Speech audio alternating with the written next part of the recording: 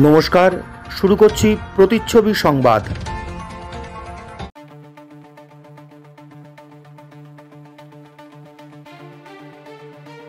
তিনি 4 লক্ষেরও বেশি ভোটে জিতবেন বলে সাংবাদিক সম্মেলন ডেকে দাবি করলেন রানাঘাট লোকসভা কেন্দ্রের বিজেপি প্রার্থী তথা বিদায়ী লোকসভার সদস্য জগন্নাথ সরকার। এদিন রানাঘাটে দলের সদর দপ্তরে তিনি সাংবাদিক সম্মেলন ডেকেছিলেন। সেখানেই সাংবাদিকদের বিভিন্ন প্রশ্নের উত্তর দিচ্ছিলেন জগন্নাথ বাবু। একই সঙ্গে তার দাবি, কেন্দ্রে বিজেপি 370-এর কম আসন পাবে না, সর্বাধিক 400ও ছাড়িয়ে যেতে পারে।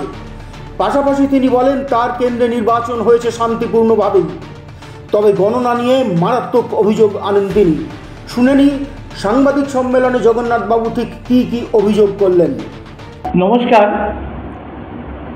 জগন্নাথ সরকার, সাংসদ রানাঘাট লোকসভা এবং দ্বিতীয়বারের প্রার্থী।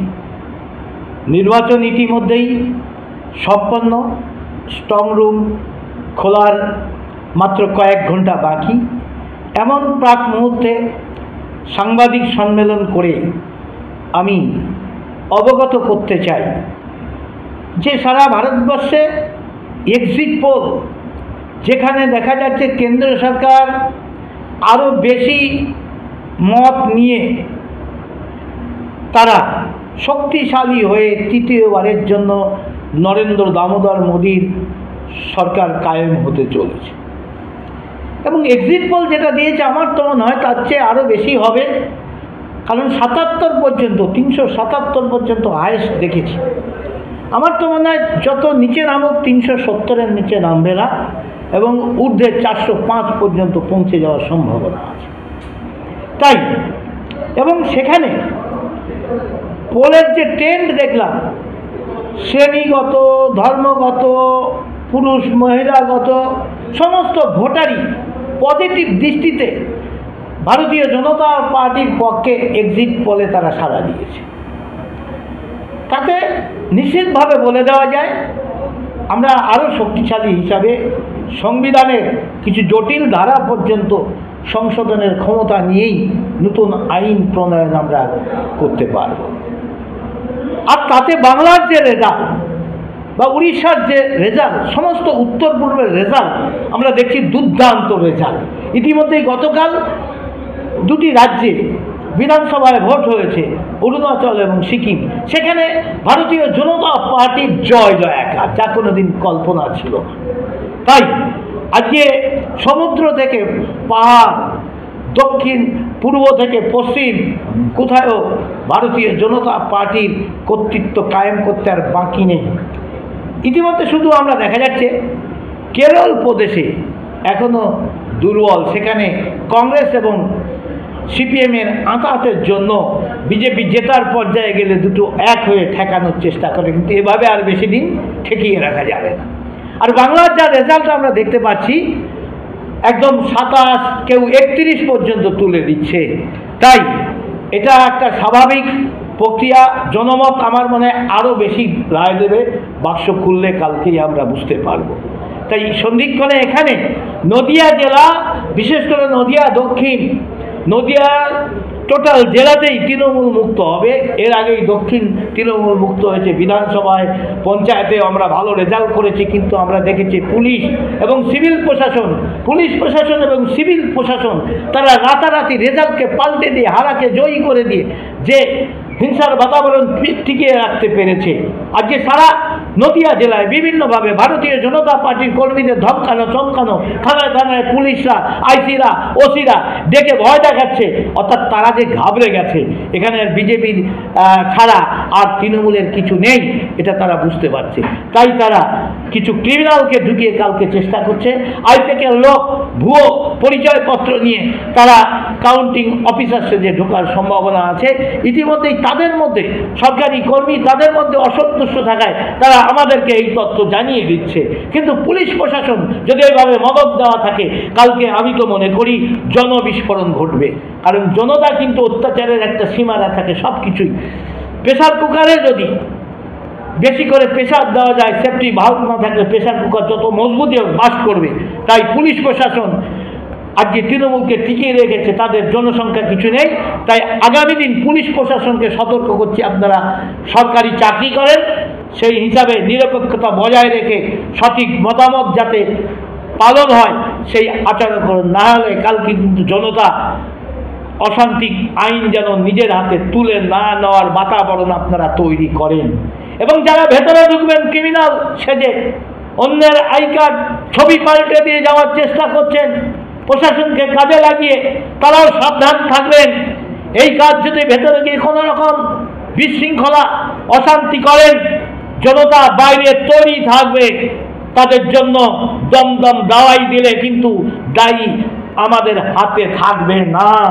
তাই পুলিশ প্রশাসনকেও সতর্ক করতে চাই, এই ব্যবস্থা যাতে আর আপনারা না করেন, এর জন্য আপনারা কিন্তু অশান্তির মূলে দায়ী থাকবেন।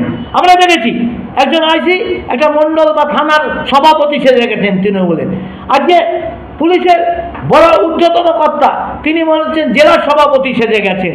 তিনি কি করছেন, তৃণমূলের ডেকে গ্রুপ বন্ধ করার জন্য তিনি নির্দেশ দিচ্ছেন, আপনারা কেন গোষ্ঠীবাজি করছেন, এক হয়ে লড়াই দিন। অর্থাৎ জেলা সভাপতি তৃণমূলের সেজে বসে আছেন পুলিশ অফিসার, এবং থানার অফিসার পর্যন্ত এইভাবে তারা চেষ্টা করছেন, তৃণমূলের হয়ে কাজটা করছেন। এই কারণে আমরা পুলিশকে সতর্ক করতে চাই, আপনারা সরকারি কাজ করছেন, সরকারি চাকরি করছেন, গণতান্ত্রিক পরিবেশকে রক্ষা করার দায়িত্ব সংবিধান আপনাদের হাতে প্রশাসনের পাওয়ার দিয়েছে, মানে তৃণমূলই করার জন্য নয়। আর এটা যদি করতে থাকেন, জনতা কিন্তু আইন নিজের হাতে তুলে নিলে পরে সেই দায়ভার আমাদের উপর চাপাবেন না। তাই আপনারা সতর্ক থাকুন, ক্রিমিনালকে মদদ দেবেন না। জনতা আইন হাতে নিলে কিন্তু বড় দুর্ঘটনা ঘটে গেলে তখন আমাদের অপরাধ দেবেন না। এই কারণেই এই বিষয়টা সতর্কীকরণের জন্য, আর এটা যদি করে থাকেন পরে আমরা আন্দোলনে বৃহত্তর নামতে বাধ্য হব। যিনি পুলিশ অফিসার আইন বিরুদ্ধ কাজ করবেন তার বিরুদ্ধে আন্দোলন গণতান্ত্রিকভাবে আমরা কোন পর্যায়ে নিয়ে যাব, আমরা তাকে সরিয়ে তবেই ছাড়ব, না হলে কিন্তু এ আন্দোলন থামবে না। তাই মানুষকে মিথ্যা কথা বলা শিখানো অভ্যাস করেছে, আর তৃণমূল এসে আরও বদগুণগুলো অভ্যাস করিয়ে দিয়েছে। তাই মানুষের নৈতিক অধঃপতন ঘটেছে। আর পুলিশ প্রশাসন অত্যাচার, তৃণমূলী অত্যাচারে তারা সত্য কথা বলতে ভয় পায়।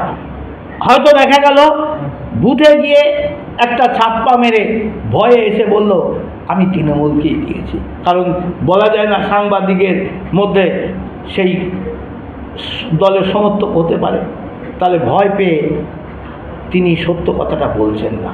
অর্থাৎ যিনি বিজেপিকে দিয়েছেন, কিছু লোক এমন আছে তারা মিথ্যা কথা বলছেন আমি তৃণমূলকে দিয়েছি, যাতে তার বাড়িতে গিয়ে অত্যাচার না হয়।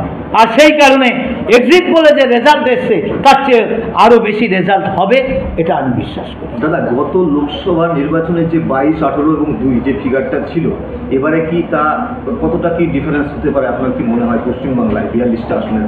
এবার তৃণমূল 15-র ওপরে যাবে না, ধরে নেন 15 থেকে 18-র ওপরে যাবে না।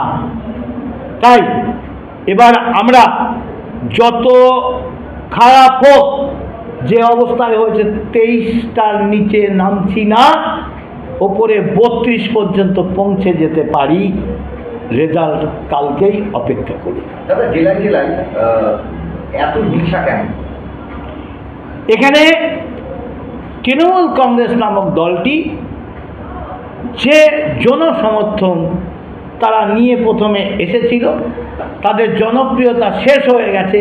তাই তারা বিভিন্নভাবে চোর, ধর্ষক, লুটেরারকে মদদ দিয়ে ভোটকে জোর করে ছাপ্পা মেরে নিজেদের অনুকূলে রেখে কাউন্টিংকে প্রভাবিত করে জল মিশিয়ে ভেজাল অফিসার দিয়ে কাউন্টিংকে ভুল রেজাল্ট করার জন্য যে অপচেষ্টা চলছে, আর সেই কারণেই এই হিংসা, যারা এইসব কাজে লাগানো হচ্ছে তারা হিংসার কাজ করছেন বলেই তারা সমাজ জীবনে বিভিন্নভাবে অপরাধ কাজ করছেন। পুলিশের মদতেই এটা হচ্ছে। দাদা, আপনি বারবার অভিযোগ করছেন যে রাজ্য পুলিশের এবং যারা এই যে ঘটনাগুলো বললেন যে এর ভিতরে ঢুকবে, তো সেই জায়গাটা দাঁড়িয়ে সেন্ট্রাল বাহিনীর ভূমিকাটা, সেন্ট্রাল বাহিনীর সামনে অনেক জায়গায় কিন্তু হিংসার খবর আসছে, অশান্তির খবর আসছে রাজ্যের বিভিন্ন প্রান্ত থেকে। এই বিষয়ে আপনি কি বলবেন সেন্ট্রাল বাহিনীর সামনে? সেন্ট্রাল বাহিনীর কাজ এখানে ভাগ করা হয়েছে, সেই জন্য এখানে বুথের মধ্যে কোনো রকম যাতে ডিস্টার্ব না হয়, সঠিক ভোট হয়, তার চেষ্টা তারা করছে। বাইরে অনেক সময় বাইরের কর্ডন পুলিশ প্রশাসনের হাতে এবং কিউআরটি টিম যে আছে তাদেরকে ব্যবহারের দায়িত্ব রয়েছে রাজ্য পুলিশের হাতে, কারণ তারা সব কিছু চেনে না।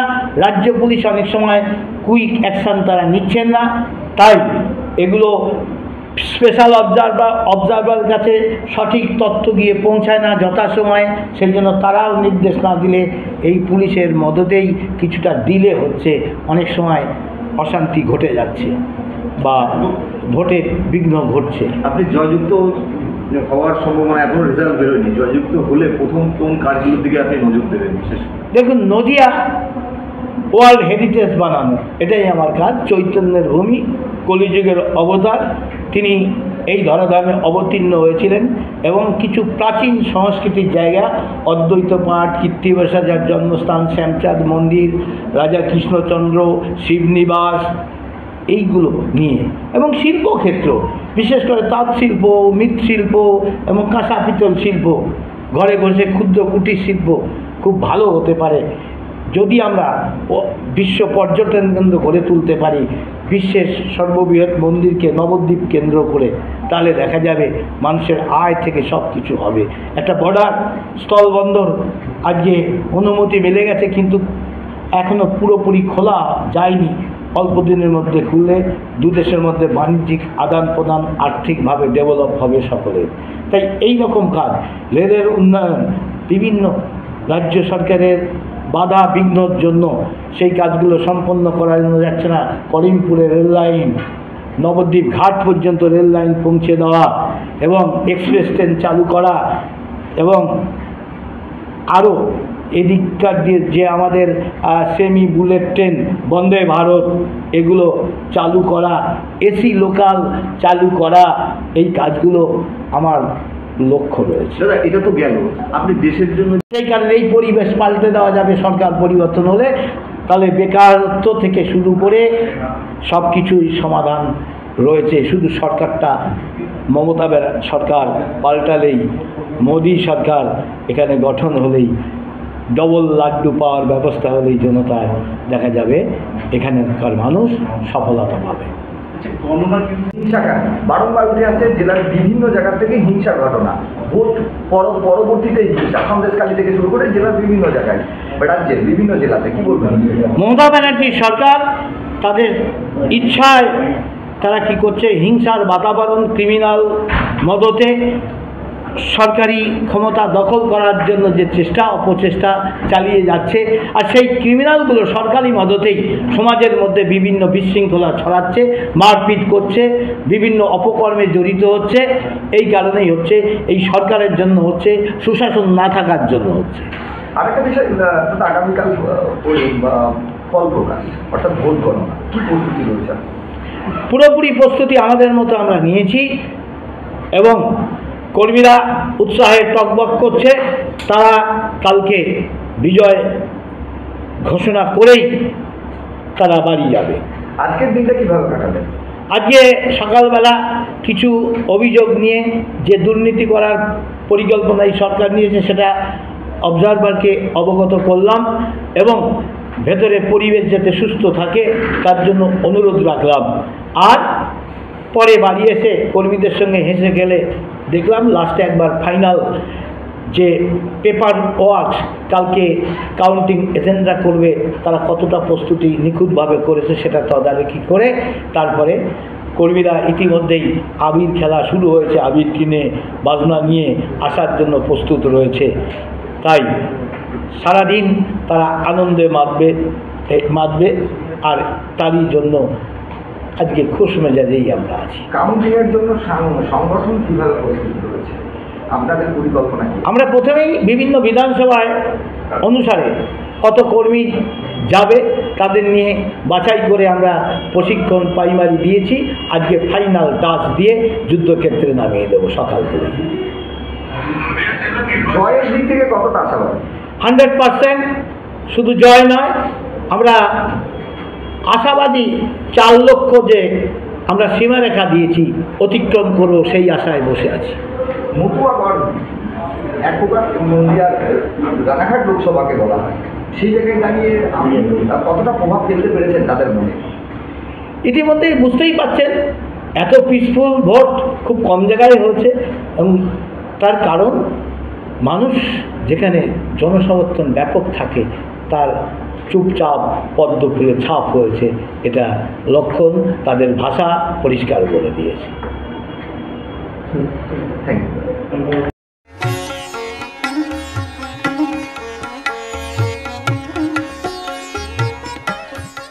বাংলার তাঁতের শাড়ি মানেই জাতীয় পুরস্কারপ্রাপ্ত তাঁত শিল্পী বীরেন কুমার বসাক। আপনার পারিবারিক শপিং এর সেরা ঠিকানা লোকনাথ শাড়ি সেন্টার। কি চাই এখানে? পুরুষ, মহিলা ও শিশুদের অফুরন্ত পোশাকের স্টক এখানে পাবেন ন্যায্য ও সুলভ মূল্যে। আমাদের নিত্য নতুন কালেকশন ও পোশাকের গুণমান বাকিদের থেকে তফাৎ করে দেয়। আমাদের ঠিকানা 35 রামপদ সরণি, নিউ সূত্রাগড় স্পোর্টিং ক্লাবের বিপরীত, সূত্রাগড়, শান্তিপুর, নদিয়া। ফোন 9851313734 অথবা 8906142021। Email gopalrai95@gmail.com। Shrikrishna health care nursing home চক্ষু বিভাগে এখন প্রতি মঙ্গলবার দুপুর 1:30 থেকে বসছেন শান্তিপুর হাসপাতালের বিশিষ্ট I surgeon doctor PK Das. এছাড়াও প্রতি সপ্তাহের বুধ, বৃহস্পতি ও রবিবার মাত্র 50 টাকায় বিশিষ্ট অপটোমেট্রিস্ট দ্বারা চক্ষু পরীক্ষা করা হয়। সুলভ মূল্যে অত্যাধুনিক লেন্সের দ্বারা ছানি অপারেশনের ব্যবস্থাও রয়েছে আমাদের এখানে। আমাদের ঠিকানা গোডাউনপাড়া, শান্তিপুর স্টেশনের সন্নিকটে, শান্তিপুর, নদিয়া। কল অথবা হোয়াটসঅ্যাপ 6294407313। আকর্ষণীয় অফার নিয়ে নামি দামি কোম্পানির টাইলস ও স্যানিটারি ওয়্যারের বিপুল সম্ভারে আপনার বাড়ির একেবারে কাছে এসে উঠেছে মিট্টিটেক হোম ডেকার। মিলেনিয়াম সহ বিভিন্ন নামি দামি কোম্পানির টাইলস ও স্যানিটারি ওয়্যার হোলসেল ও রিটেল বিক্রয় হয় আমাদের এখানে। থাকছে 10 কিলোমিটার পর্যন্ত ডেলিভারি সম্পূর্ণ ফ্রিতে। আমাদের ঠিকানা 2 নম্বর নতুন ফুলিয়া চটকাতলা পেট্রোল পাম্পের ঠিক পাশেই। মোবাইল 7063204708।